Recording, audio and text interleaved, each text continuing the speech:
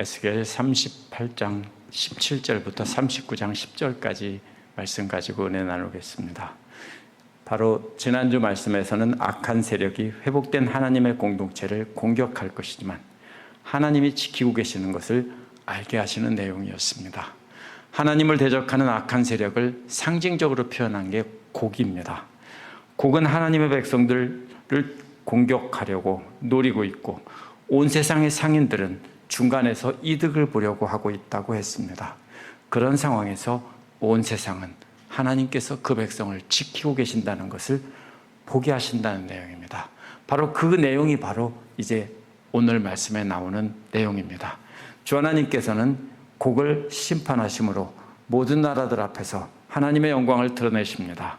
하나님께서는 곡뿐 아니라 그 연합군들도 다 멸하신 후에 부정한 전리품들을 다 태워버리심으로 영광을 드러내신다는 내용이었습니다. 구약 성경에 보면 과거의 이스라엘 백성들은 전리품이 아까워서 하나님의 명령을 어기고 남겨둔 내용들이 나옵니다. 하지만 회복된 하나님의 백성들은 그렇게 하지 않고 하나님께서 보물 같은 무기들을 다 태우라고 했으니까 그대로 땔감으로 태운다는 것입니다. 이 말씀을 통해서 우리는 하나님께서 태워버리라고 하는데도 간직하려고 하는 것이 있지 않은지 한번 생각해 보는 시간을 갖도록 하겠습니다. 17절부터 23절은 곡을 심판하셔서 모든 나라에 영광을 드러내시는 하나님이 나옵니다. 17절은 주 여호와께서 이같이 말씀하셨느니라 라는 공식으로 시작합니다. 그 내용이 뭐냐면요, 옛적 이스라엘 선지자들을 통해서 이스라엘을 심판할 것이라고 말한 사람이 바로 내가 아니냐라는 것입니다. 그런데 몰라서 묻는 게 아니라 당연히 그렇다는 그런 질문입니다. 그러나 곡의 역할은 하나님의 심판 도구로 등장했던 아시리아나 바빌로니아와는 다릅니다. 쳐들어오는 건 똑같습니다. 이스라엘을 칠 것이지만 그러나 전혀 다릅니다. 곡은 새롭게 회복된 이스라엘을 하나님께서 지키시는 본보기로 삼으시는 겁니다. 곡은 위대하신 여호와의 위대하심을 모든 나라에 나타내기 위해서 여호와의 손에 박살나는 본보기로 등장한 것입니다. 곡은 스스로 생각하기를 자신의 뜻에 따라 새롭게 회복된 이스라엘의 정벌을 나섰다고 생각했을 겁니다.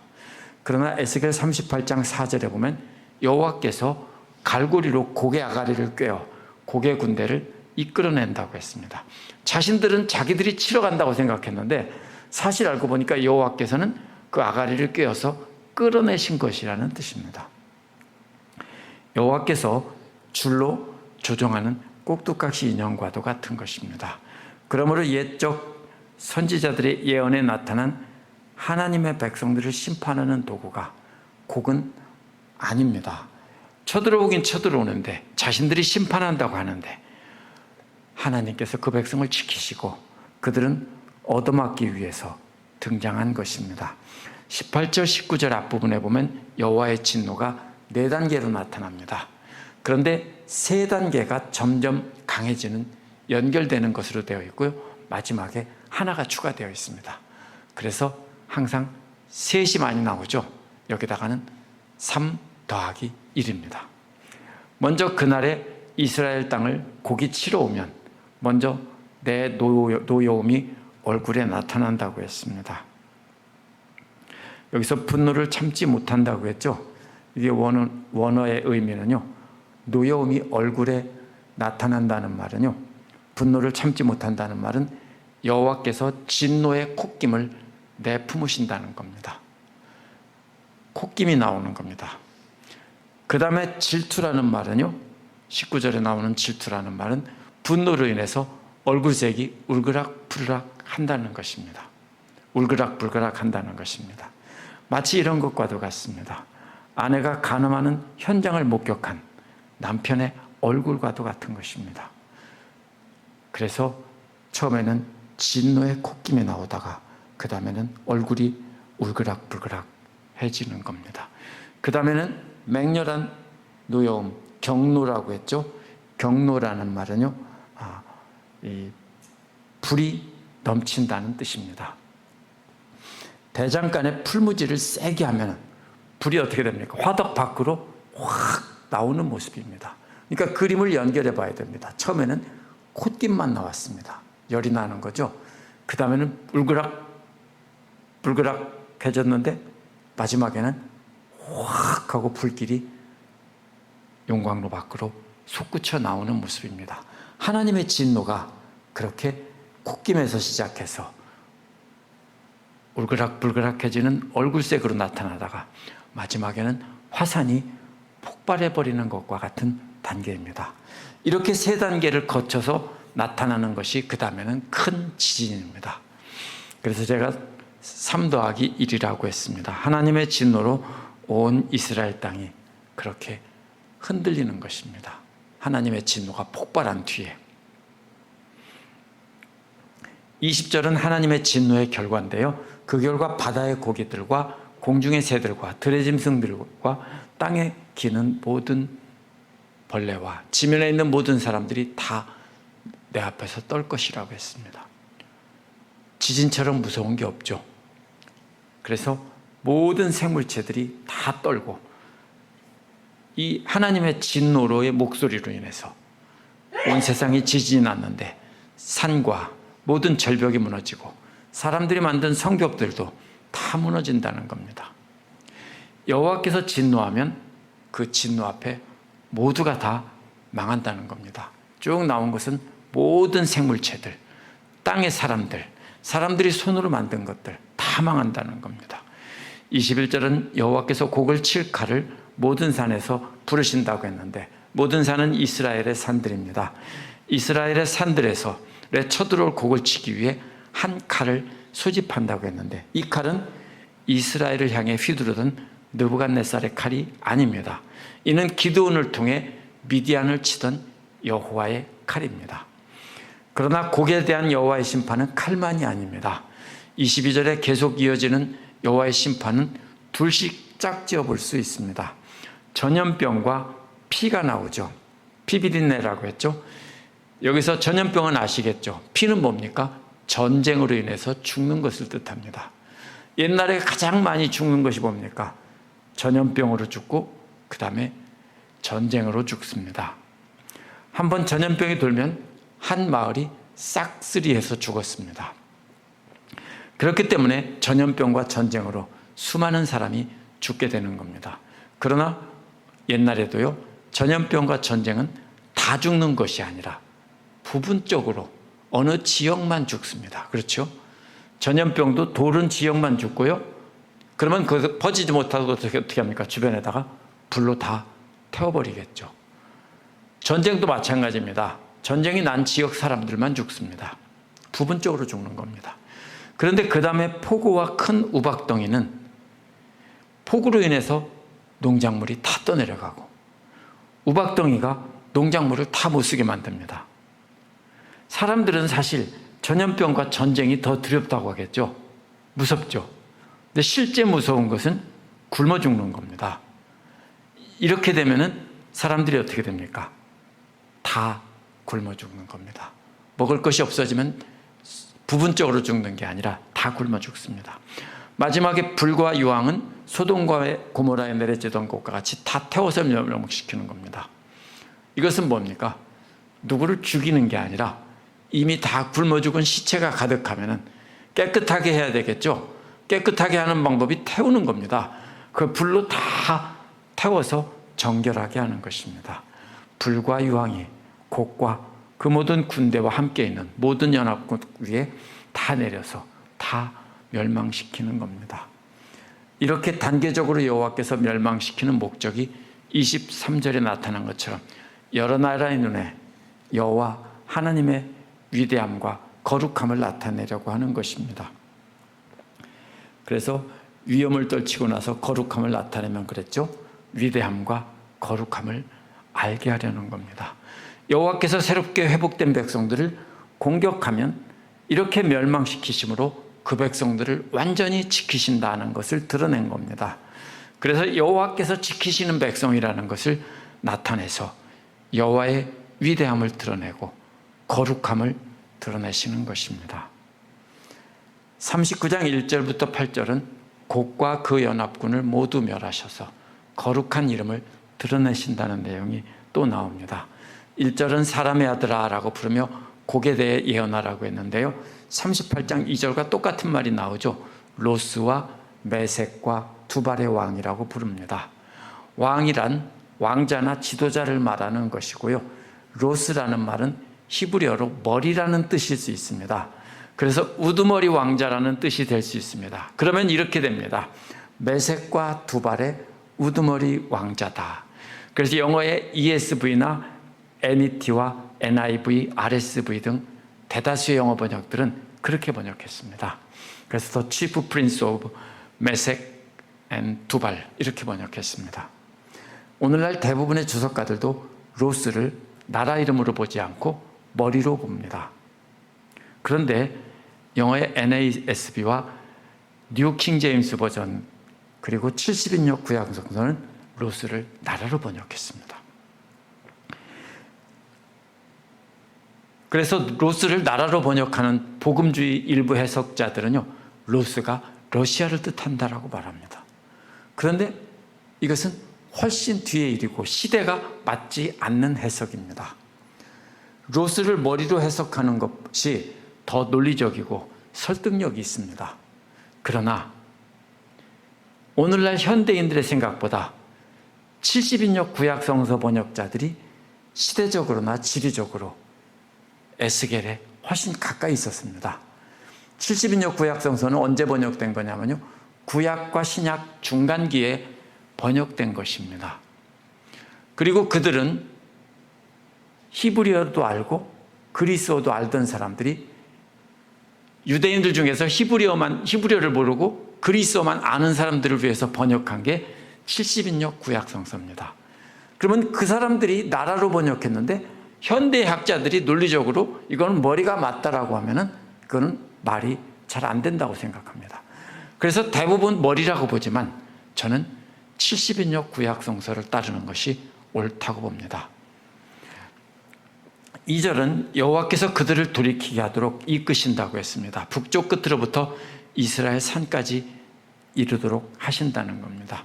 3절은 왼손에서 활을 떨어뜨리고 오른손에서 화살을 떨어뜨린다고 했습니다. 이들은 활을 쏘다가 쓰러지는 장면을 나타낸 것입니다. 38장 4절에 보면 말과 기마병이 나오고 모두가 말탄물이라고 했죠. 그러면 이들은 기마민족일 것인데요, 이게 그래서 말을 타고 활을 쏘던 스키타이족일 것이라고 해석하는 사람들이 있습니다. 이 스키타이족들은 이 고구려 사람들과 비슷한 그런 기마민족들입니다. 고구려 벽화에서도 뭐가 나옵니까? 말을 타고 거꾸로 등을 돌려서 활을 쏘는 모습이 나오죠. 이게 우리가 보기에 쉬울 것 같지만 사실은 말을 타고 말이 막 달리면 어떻습니까? 고삐를 꽉 잡고 있어야 되는 건데 이들은 거꾸로 뒤를 쳐다보면서 활 쏘는 그림이 나옵니다. 실제로 스키타이족들이 동쪽에서 유럽 쪽으로 쳐들어왔을 때 엄청난 두려움의 존재였습니다. 그러나 이들이 스키타이족이라고 꼭 볼 수는 없고요, 그렇게 두려워하던 존재를 상징적으로 그렇게 표현한 것입니다. 3절에서는 활과 화살을 놓친다고 했는데 어떻게 합니까? 화살과 활을 잡고 있는데 하나씩 떨어뜨리게 하는 겁니다. 그런데 4절에서는 이스라엘 산들 앞에 엎드려진다고 했습니다. 활과 화살을 놓치고 그 다음에 말에서 떨어져서 땅바닥에 쓰러지는 장면입니다. 곡과 곡의 군대와 곡의 연합군들이 다 쓰러지는 겁니다. 그 다음에는 여호와께서 쓰러진 이들의 시체를 새들과 들짐승이 먹이로 준다고 했습니다. 역시 단계적으로 되어 있죠. 활을 놓치게 하는 것이 1단계고 그 다음에 땅바닥에 내팽개쳐지는 것이 2단계고요. 말에서 떨어져서 그 다음에 3단계는 날짐승과 들짐승의 먹이가 된다는 겁니다. 5절은 이들이 모두 빈들에 엎드려진다고 했습니다. 빈들은 하나님의 백성들과 대치하고 있던 전쟁터입니다. 그 전쟁터에서 다 쓰러진다고 여호와께서 말씀하셨기 때문에 그대로 된다는 겁니다. 6절은 마곡과 해변의 땅들에 안전하게 거하는 자들에게 여호와의 불이 내린다고 했습니다. 섬들로 번역된 해변과 땅들은 38장 13절에 나오는 다시스로 대표되는 지중해 연안의 지역과 섬들입니다. 다시스는 스페인이죠. 그 지중해 하나에 있는 모든 나라들입니다. 마곡과 지중해 해변의 땅들은 곡의 본거지입니다. 하나님께서 멀리 이스라엘 산들까지 원정 나온 군대들을 다 멸하신 다음에 그들이 나온 그 땅까지 다 불질러서 태워버린다는 겁니다. 그렇죠. 군대가 다 나왔으면 거기에 뭐만 남았습니까? 가족들이나 민간인들이 남아있겠죠. 근데 거기까지 다 태워버린다는 얘기는 완전히 멸망시킨다는 겁니다. 그 7절에서 내 거룩한 이름을 내 백성 이스라엘 가운데서 알리시겠다고 했습니다.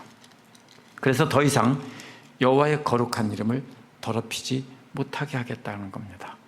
다시는 그 백성을 대적에게 넘겨주지 않으셔서 거룩한 이름이 더럽혀지지 않게 하신다는 겁니다.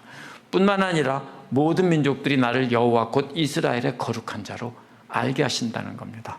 그렇다면 여호와의 거룩한 이름은 회복된 하나님의 백성들에게 알려질 뿐 아니라 온 세계 만방 이방 백성들에게도 다 알린다는 겁니다. 그래서 8절에서 뭐라고 말합니까? 원어에 보면 보라라는 말로 시작합니다. 그대로 되어가고 그대로 이루어진다라고 했죠. 보라, 그날이 올 것이고 분명히 이루어진다, 이런 뜻입니다. 여호와께서 선포한 말씀이기 때문에 반드시 이루어지고 바로 여호와께서 말씀하신 그날이라는 겁니다. 따라서 39장 1절에서 8절의 초점은 여호와의 백성들의 승리가 아니라 여호와의 거룩하심입니다. 여호와의 거룩한 이름이 그 백성들 사이에서 알려지고 이방 나라에까지 다 알려지는 것입니다. 그 거룩한 이름 때문에 불을 내려서 그렇게 귀하고 많은 무기들을 다 태우는 장면이 다음에 나옵니다. 그 땅을 거룩하게 지켜서 그 백성들을 거룩하신 여호와의 이름이 더럽혀지지 않게 하려는 겁니다. 다음에 나오는 무기를 땔감으로 떼는 것은 승리가 초점이라면 무기를 거두어 드리라고 해야 됩니다.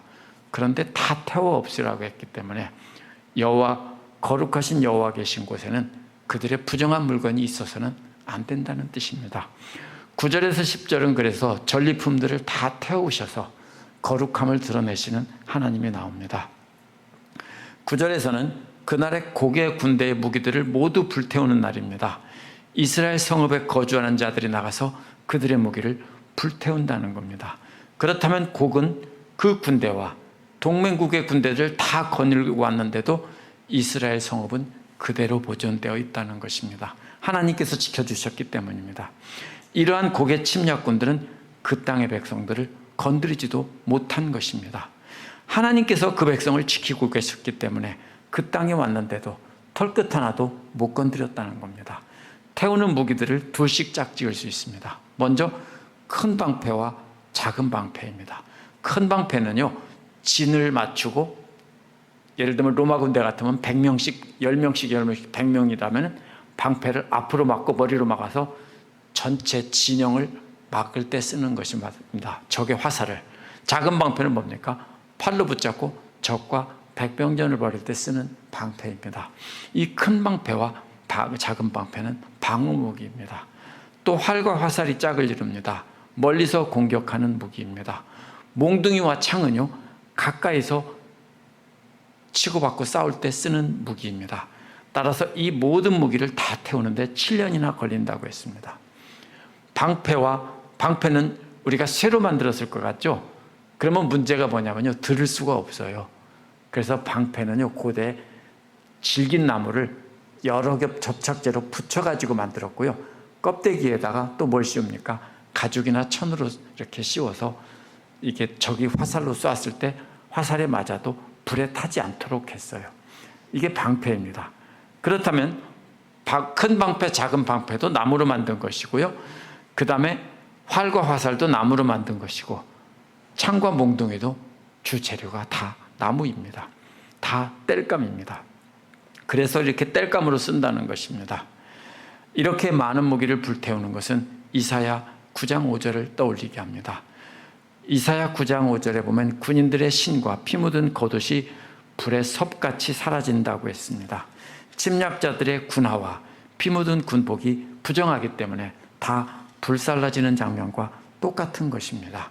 10절은 이스라엘 성읍에 사는 사람들이 들에 나가서 나무도 주워오지 않고 숲에서 벌목도 하지 않는다는 겁니다. 7년은 꼭 7년이라는 뜻이 아니고요, 아주 긴 기간입니다. 완전한 기간이죠. 무기들은 모두 나무로 만들어졌기 때문에 한없는 땔감이 되고 있습니다. 근데 이게 어떤 것입니까? 세상적으로 관점으로 보면 엄청난 돈입니다.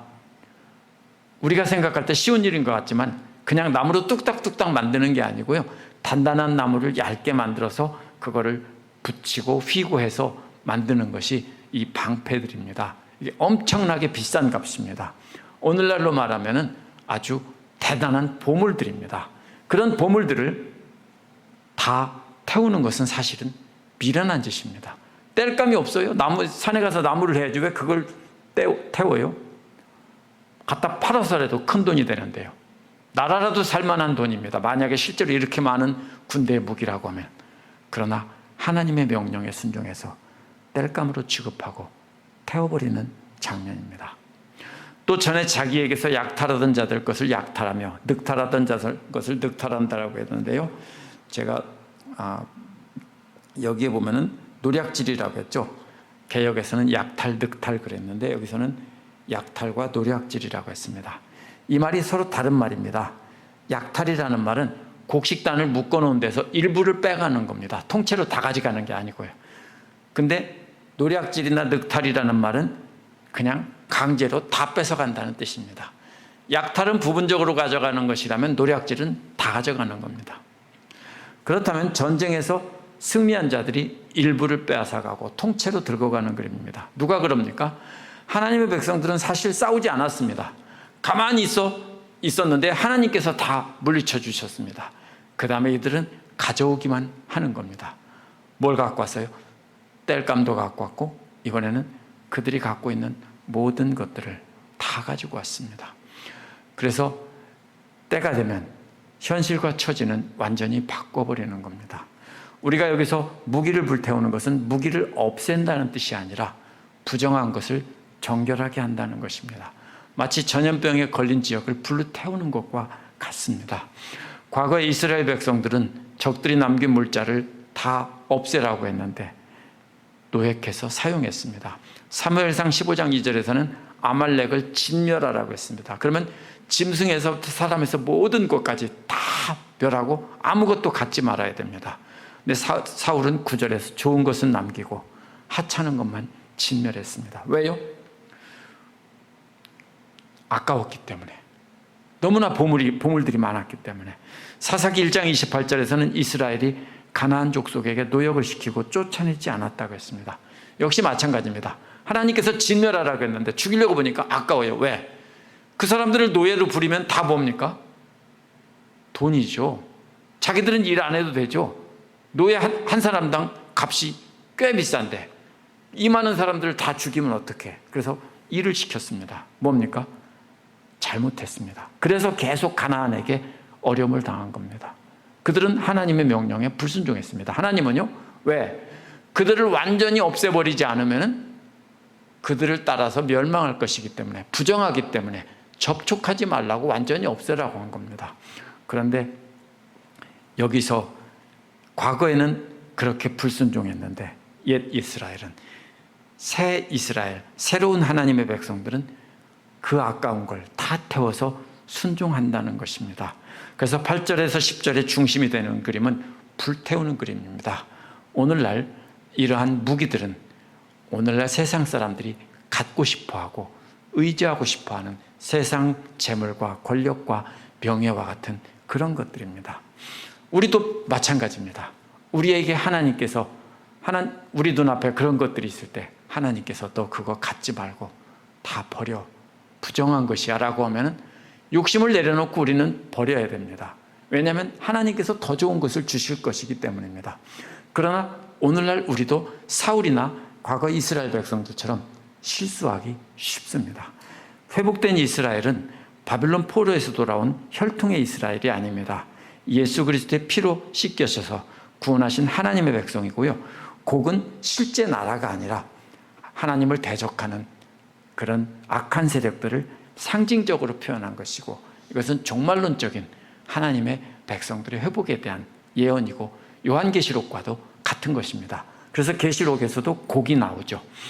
하나님께서 오늘날 우리도 이렇게 모든 위험에서 지켜주십니다. 그 목적은요, 하나님의 거룩함을 드러내기 위한 겁니다. 그러므로 우리가 모든 겪는 시험이나 환난도 다 여호와의 이름을 드러내기 위한 겁니다. 저들이 저렇게 어려운데 하나님께서 지키시는구나, 이걸 보여주시는 겁니다. 우리 역시 과거 이스라엘 백성들처럼 태워버리기에 아깝다고 생각해서 남겨두는 것과 같은 행동을 하면 안 되는 겁니다. 우리 생각에는 귀한 보물이지만 하나님께서 버리시고 원한다면 그런 것들 다 버려야 됩니다. 그래서 요한일서 2장 15절 17절에서도 이 세상이나 세상에 있는 것들을 사랑하지 말라. 누구든지 세상을 사랑하면 아버지의 사랑이 그 속에 있지 아니하니 이는 세상에 있는 모든 것이 다 육신의 정욕과 안목의 정욕과 이생의 자랑이니 다 아버지께로 온 것이 아니오 세상으로 쫓아온 것이라고 했습니다. 우리가 여기서 이게 굉장히 중요한 초점입니다. 우리는 하나님께서 우리에게 포기하라고 하면 포기할 수 있어야 됩니다. 그러나 두려워할 필요가 없습니다. 하나님께서 지켜주시고 더 좋은 것을 줄 것이고 우리는 영원무궁토록 살아계시는 하나님과 함께 영원히 살 존재이기 때문입니다. 기도하겠습니다.